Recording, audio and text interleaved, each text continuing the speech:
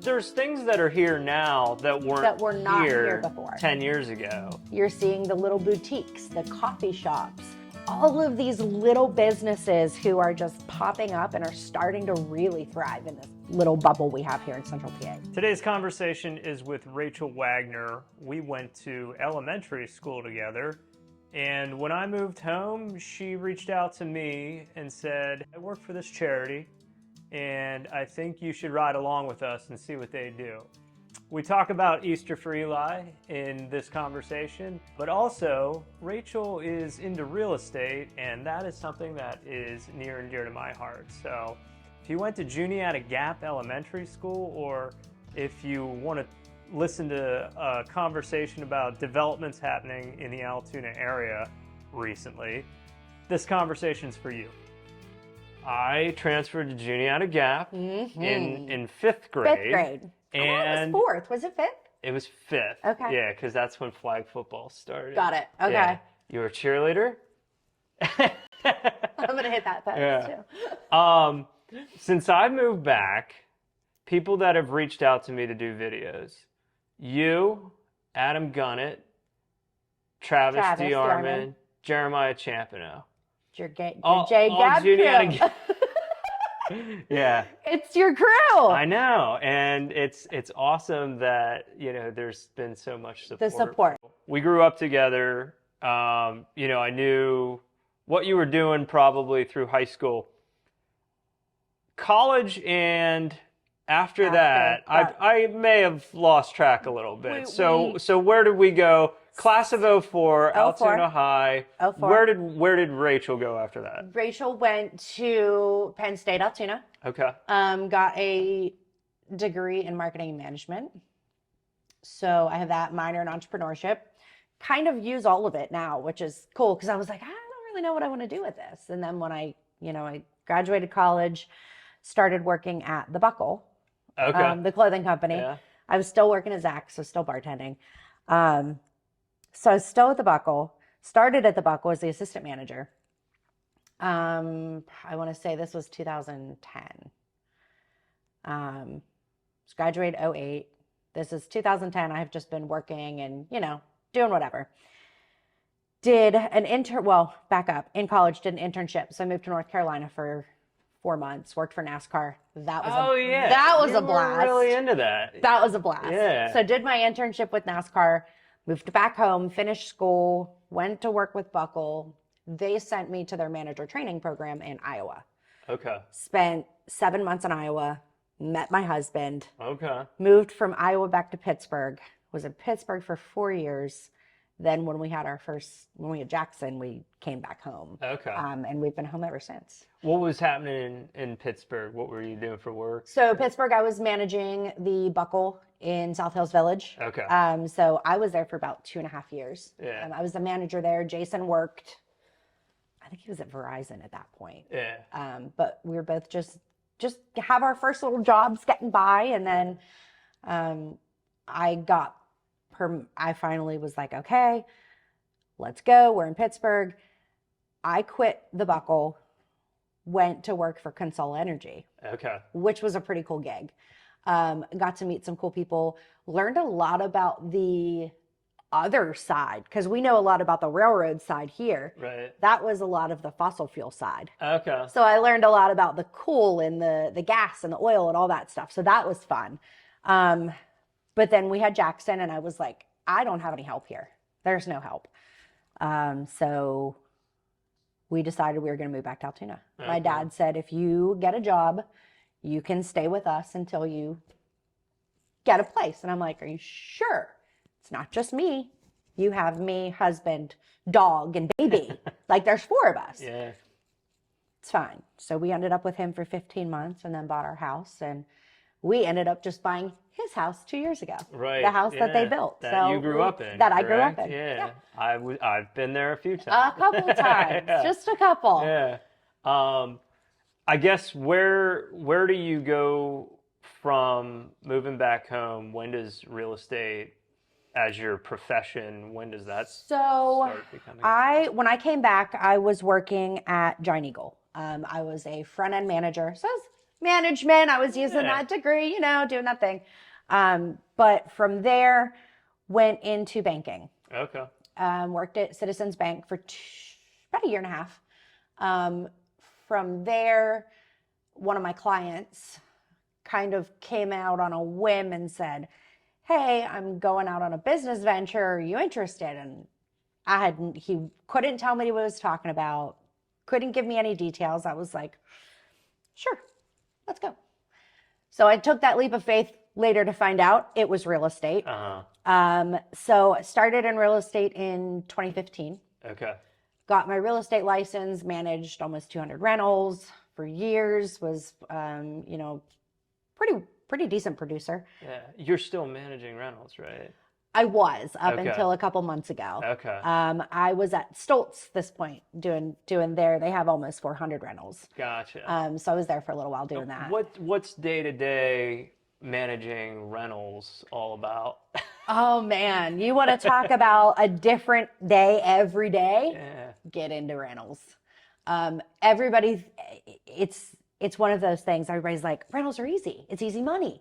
I can do this. And they're like, let's buy a rental. I'm like, you sure?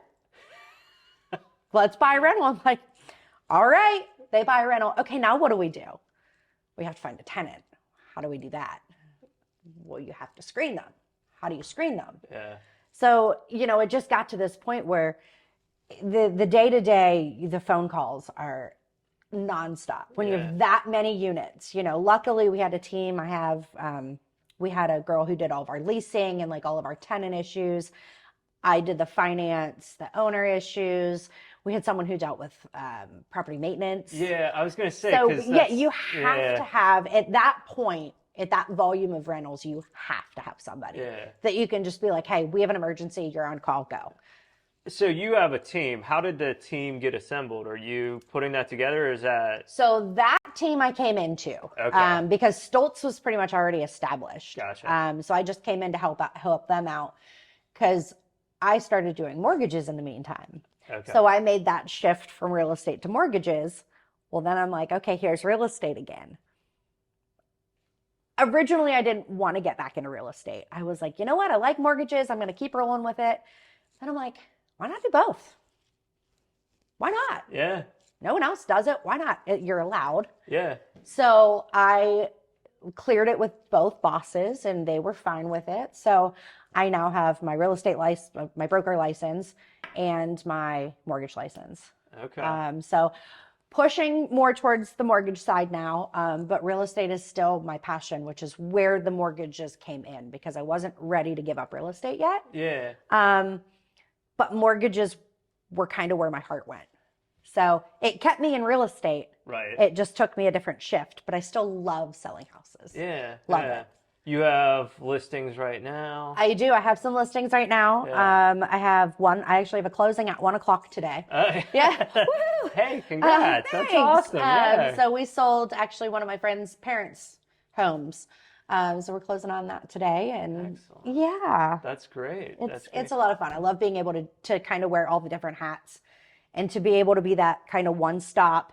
Hey, I need to sell my house. We got to buy a house. I need a mortgage. Yeah. Okay, I can help you, but I'm going to kind of get you where you need to go for all of these little pieces that we're trying to put together. Yeah. So it's a fun little puzzle that I like to play. Yeah. I was texting you a few weeks ago about moving back here, checking out Zillow, looking at some listings. Yep. It was interesting to see the quality of photos in use on Zillow that represent, someone's home. Yeah. It looks like cell phones are kind of the standard. That is kind of the standard. Yeah. And I think a lot of that came, over the pandemic. It got to the point where houses were selling themselves. Right. People could just put pictures up and the house would sell and it wouldn't matter. But now I think it's coming down to people are starting to have to say, okay, I need to make sure that my house is being represented in the best light. So I do have a professional photographer that I use for my listings, which makes my life so much easier. Yeah. Oh, I think it makes a difference. So I was coming from Fort Myers, and I'd never seen I'd never seen a house that wasn't really using professional Professional photos. photos. So, I mean, and these weren't like, $40,000 houses I was talking. I'm talking like $100,000, $200,000 houses Big, that, big number houses. yeah. I think the other thing that when I looked at the photos, not just like using a cell phone, but there just seemed to be like, there'd be like dishes in the sink, and that's just a matter of, hey, I'm gonna tell Seller the to seller put them away. that I'm representing to try Hide and them. yeah, Put them like in the clean up cabinet. before I come by Put with them my in the cabinet. camera. And I think that comes down to preference too. Some people are okay with that. And some people aren't. And Yeah. if that's what you're comfortable with and that's the agent that you want to use, who am I to tell you not to? Sure. If that's what you want, that's what you get. What growth? Like, what is your goal with doing all this? Where do you hope to get to eventually? So end game, I just brought another loan officer to our team. So the goal is to grow CrossCountry Mortgage in Blair County, and by second quarter, first quarter next year, to have a brick and mortar office here with 3 loan officers. Oh, okay. So we want to bring this powerhouse lender back into the market because they're not represented here. We have a crap ton of just things that can help because this market isn't $600,000-$700,000 houses. We have a lot of first-time home buyers. We have a lot of people who need the down payment assistance, a lot of people who need those things that we can offer them that nobody else can. So that's the goal. We want to have our own branch up here, hopefully 3-4 loan officers within the next couple of years, and just help clients because at the end of the day, that's what it's about. Yeah. Are there a lot of people relocating to this area? Not right now. Yeah, I was going to say, you don't have to make it sound better than it is. Like, for a while, yeah, there was, I feel like there was a lot of movement, a lot of growth in the market, a lot of people coming into the market, whether it's professors, nurses, doctors, whatever it is. I feel like we had a lot of the upswing of that growth, and we've seen that all trickle off. Yeah. So you're seeing people who were very prosperous here during the pandemic because there were, jobs and people worked. Yeah. But now you're seeing this swing where there's not many people coming into the area from outside. Yeah. Which is sad because this is a great place to live and have a business. I was just talking to someone yesterday. We were talking about how the small business community in Central PA and specifically Blair County is so strong right now. And I think it's a lot of people seeing what can happen if you don't support them. Yeah. Because we did see a lot of doors close after the pandemic. And, this is one of those things that I feel like people need to be coming, but they're not. Yeah. I don't know how to fix it. I can tell you, like, I moved back primarily for family. For family. Yeah.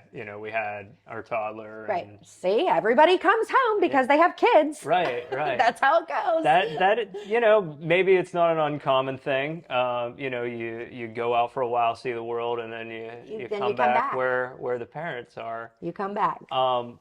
But I would say that, coming back, I was like, it was the place that I escaped.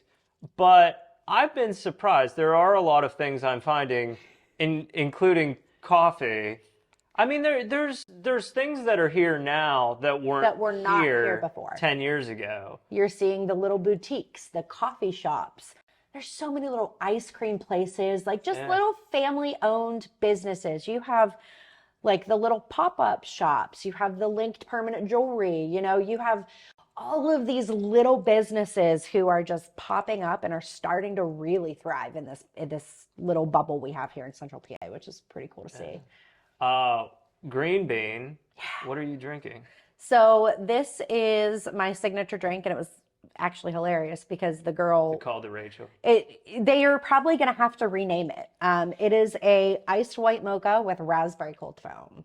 Okay. And the girl today was like, every time I see this, I know it's yours because you're the only person that gets the cold foam. Yeah. She's like, I have to ask, is it good? I'm like, you're just going to have to try it and tell me because Yeah. I think it's delicious. I mean, it looks amazing. It is so good. Yeah. Because I don't like strong coffee. I'm Yeah. not a coffee drinker. Yeah. So this is my jam. Okay. Love it.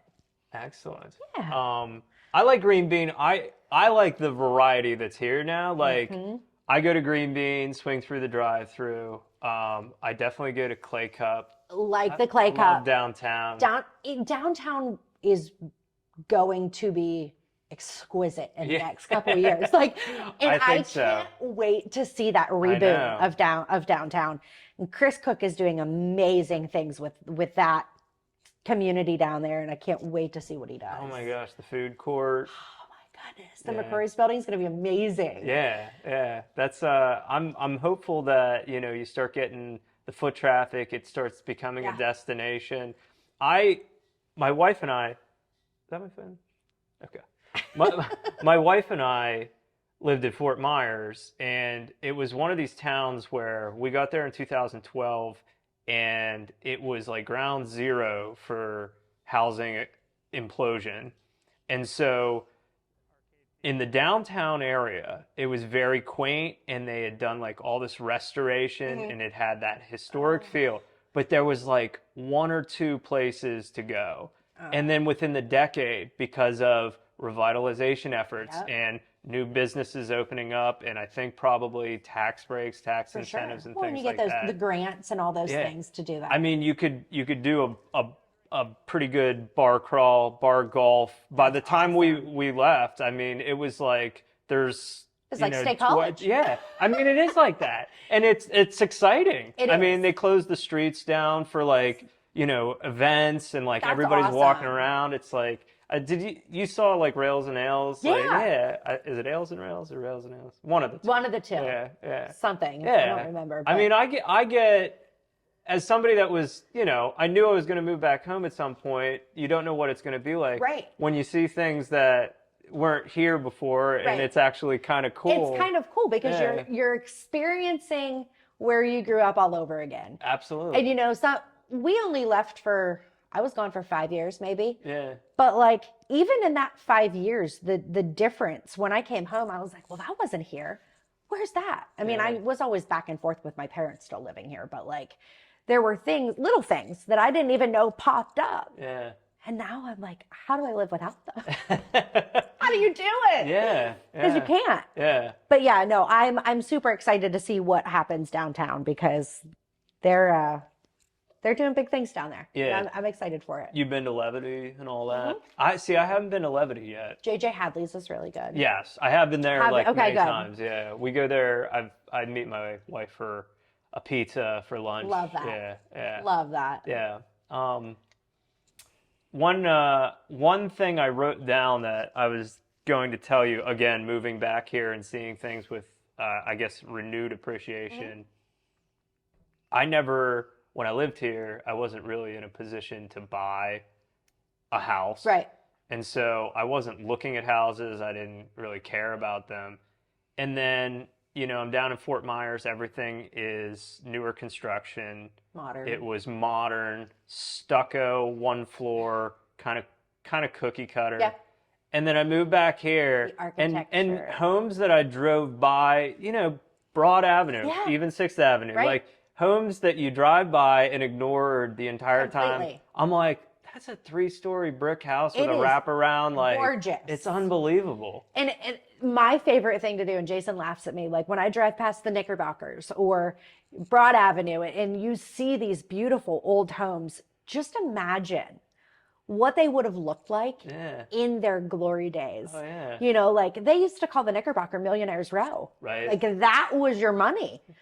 And to think about that is just mind-boggling. Yeah. To think about these places that used to be so pristine and what they are now, and then places that used to not even exist, and how much they've grown. So Yeah. it's like you've got this shift from old to new. Yeah. But the old is still here, and there. it's still as beautiful as So ever charming. if you appreciate it. Absolutely. If you open your eyes to see it. Yeah. And that's the important thing. Yeah. Some people are like, baseboards, rip them out. And God. I'm like, no, don't do that.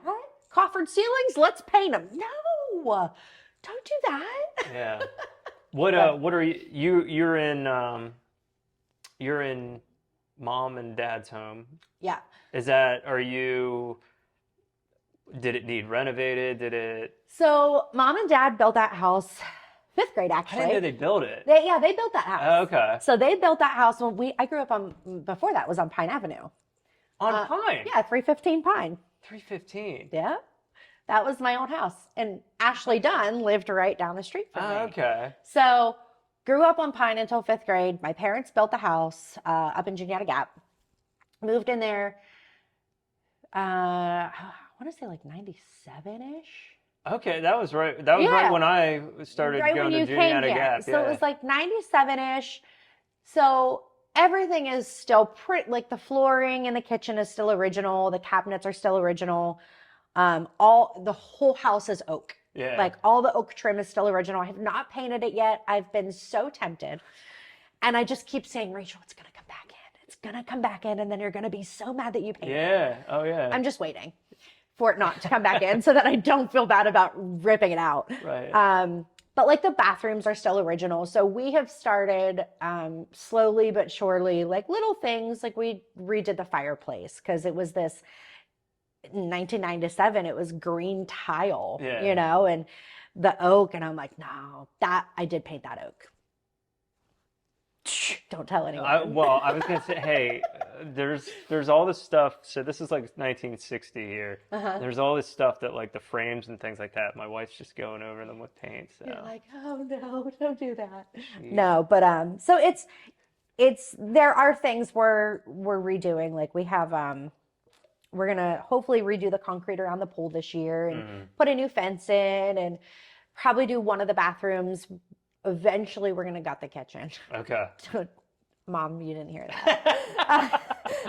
Did it still have, you guys had, like where you could sweep there was like a place you could like, it would, I remember that. You showed me at one time. So we had central vac. Yeah. I forget, kick plate, we call it. But yeah, you just, in the kitchen on the tile, you just sweep everything to the bottom of the island. Yeah. And you kick a button and it sweeps it all into the basement. Sucks it in, right? Yeah, it's fabulous. That's amazing. My dad said his only downfall when he built the house is not putting those in the 2 bathrooms upstairs because that would have been genius with girls and hair. Yeah. But what does he know? Yeah. No, I'm just kidding, Dad. I love you. I did want to ask you about, what we did together with Easter for Eli because it's one of your passions. It's something that you talk about. It's something that you share a lot on Facebook. And so I wanted to ask you just to give him kind of a shout out. We'll give Martin a little shout out. Martin Garrett founded the Easter for Eli Foundation in honor of his son Eli, who passed away. He now does a charity every year, Easter for Eli. You can find him on Facebook, Instagram. I think he's on there. Maybe not. But anyways, he has this amazing charity. What they do is they collect donations, whether it's items, monetary donations, gift cards. If you, like my mom works at Hobby Lobby, if they wanted to donate their Easter stuff after season, like stuff like that. Yeah. So a lot of it is donations. But he builds Easter baskets for children who are in the hospital or Ronald McDonald houses or in a facility that they can't be home for the holiday. Right. So it's one less thing that the parents have to worry about. He currently is in 14 states maybe. Yeah. But his goal is to hit every state within the near future. And he's doing amazing things. Yeah. So we love Martin. So if you guys check out the Easter for Eli Foundation, he will appreciate it, I'm sure. You introduced me to him, and I spent the day riding along with you guys as did the drop-offs at different hospitals down in like DC, Baltimore area. Okay, so you were on that. That's right, you were on that trip. So you do a lot of them. We do a lot of them. So together. what he does is typically Mondays he'll take and he'll coordinate a trip to, whether it be like the Pittsburgh Akron area or the Baltimore DC area. We added the Buffalo area this year. So he takes off early in the morning, loads the trailer with thousands of Easter baskets. We hit the hospitals, drop them, say hello, get to meet, not the families as much as he would like, but some of them they do. Yeah. But it's one of those things that, as a mom of a baby that was in the NICU, Tyson, when he was born, spent almost a month in the NICU, right around Thanksgiving. So for me, I know what it's like to stress, because I had Jackson at home and I'm like, how am I going to pull off Christmas if I'm in the NICU? Yeah. So it's just knowing that they're giving somebody one less thing to think about during that particular holiday is such a breath of fresh air for me. Yeah. So it makes me happy. Yeah, no, it's a good organization to be a part of, and I was happy to. His daughter Kaylee does a ton too. Oh, yeah. She does more than anybody could even imagine that she does for that organization. So Kaylee, we love you too. Awesome. That was all. I was gonna kind of, if there's anything that you wanted to share about, real estate, anything. I don't really have anything else. Yeah.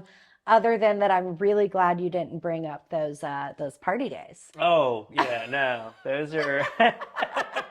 Well, thanks for having me. Yeah, I appreciate it. This was fun. Cheers. Cheers to... Thank you for bringing me a black coffee. Of course. Cheers to the J-Gap crew, as always. That's today's show. This episode was produced by Hi Guys Studio, located in Altoona, Pennsylvania. You can find us on virtually any social media. If you need video for your business, give me a shout. Here is my contact info.